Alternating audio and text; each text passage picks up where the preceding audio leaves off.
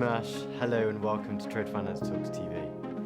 Hello, and thank you for inviting me, and welcome here in Frankfurt as well. So Mr. Mersch, here we are at Frankfurt at the ECB during the time of the BAFT Global Annual Meeting. Given your recent appointment as Vice Chair of the Supervisory Board at the ECB, can you give us a quick introduction? Who are you, what do you do, and where are you from?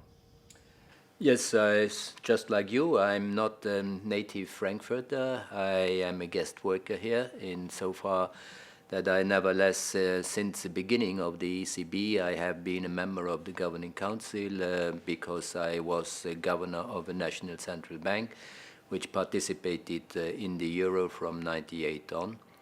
And in 2012, I assumed the mandate of the ECB Executive Board, which is management board for daily management of the European Central Bank. And then last year, I was still, as a member of the Executive Board, also put in charge of doing the hinge or the connection between the Executive Board, the Governing Council, and the supervisory side, and as such have been therefore appointed as Vice Chair of the supervisory side.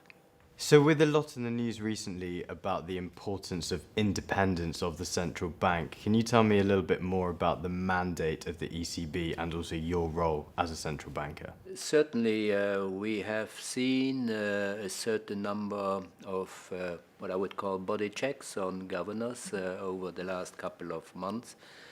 But that is something that is not particular to the European area. We have seen it in other jurisdictions as well. We also see regularly legislative initiatives that are attempting to change the statute of central banks. But in the European Union, we are rather well protected because the principle of independence is enshrined at the constitutional level in primary law. And it covers not only the personal independence of each governor, it also covers the institutional independence of the national central banks and, of course, of the ECB.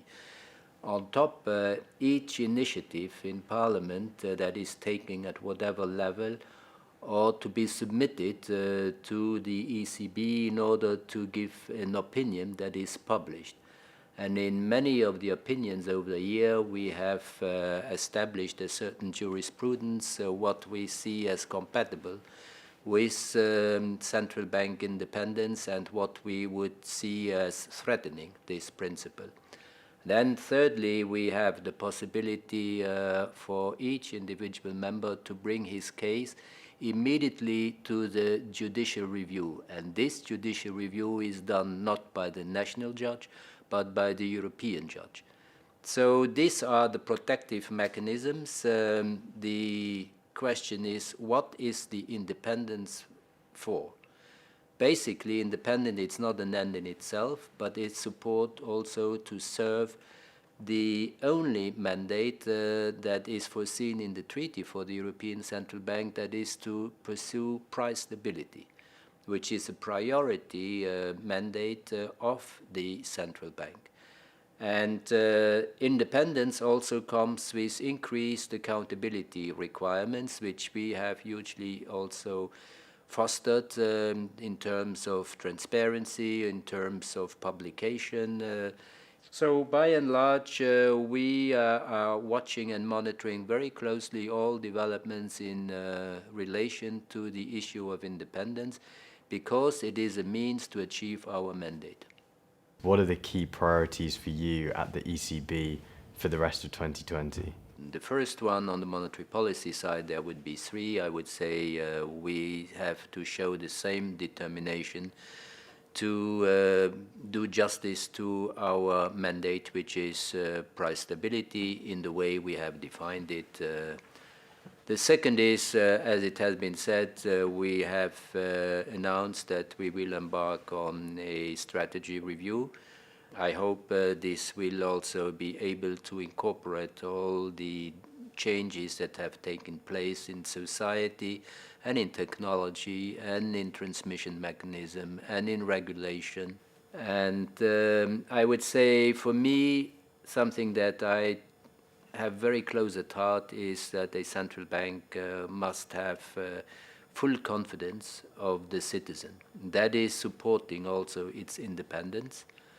And from that point of view, I have seen that since 2014, 70–80% of European population likes the euro. Likes it so much that some populists have even lost out the elections. But only 45% of the same population has confidence in the institution that is issuing it. That used to be higher, and that has started to at least go down a little bit during the crisis, where all European institutions lost confidence. But in the meantime, we have not been able to close the gap. That has something to do with the introduction of unconventional measures, and to my understanding, what people understand most directly is, or do not understand rather, that is negative interest rates.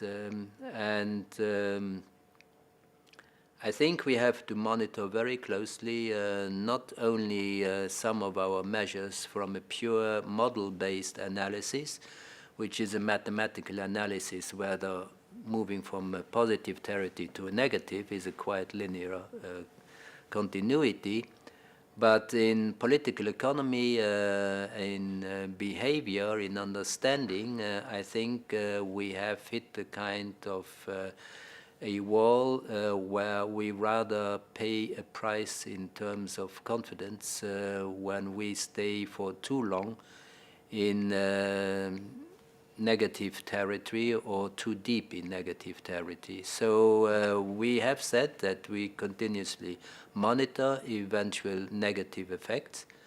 In pure mathematical terms and also in observation of the banks, we have not seen that it is unduly affecting the banking system, but the longer it lasts, the higher the risk of financial instability consequences.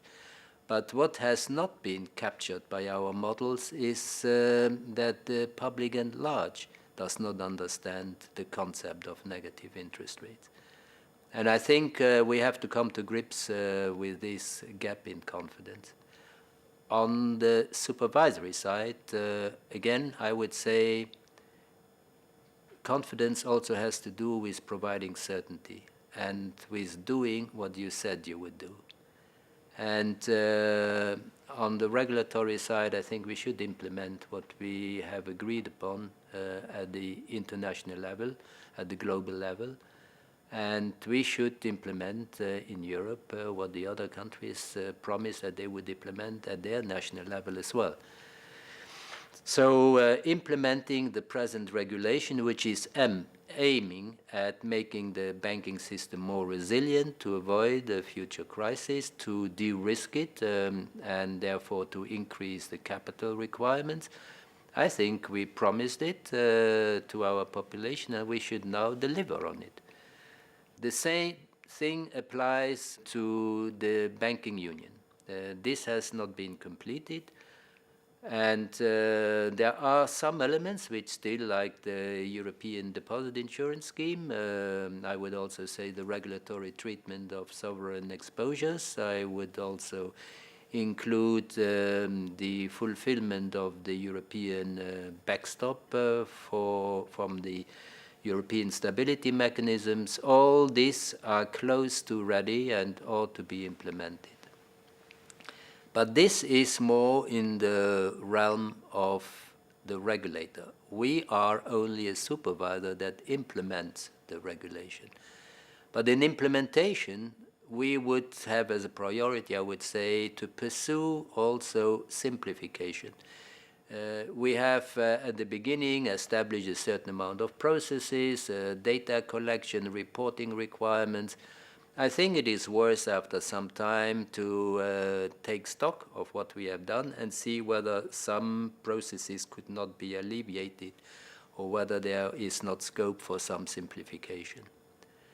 The third priority would be to pursue the fulfillment in supervision of a single market. That means more harmonization, less diversity in national legislation, in national options and discretion to implement European legislative acts.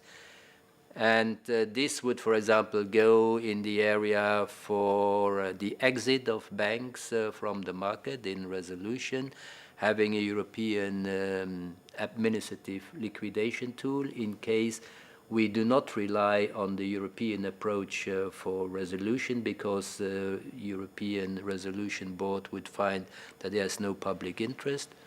But the majority of banks seem not to fall under this criterion of public interest, so they are being dealt with according to national law, and national law is quite diverse, and I think this is an issue that should be dealt with as well.